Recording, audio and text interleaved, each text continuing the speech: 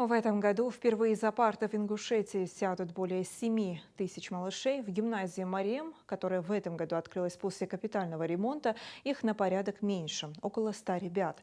Поздравить школьников с началом нового учебного года приехал и председатель правительства республики Владимир Сластенин.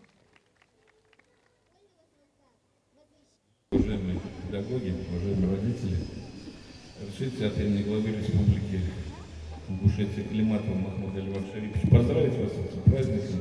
Этим маленьким надо брать пример с больших, учиться, а большим определять уже, какая будет у вас профессия.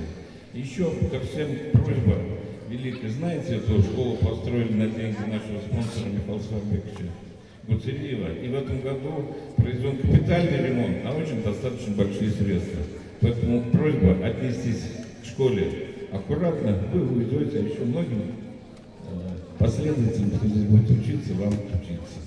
Еще раз с праздником, успехов, добрый путь.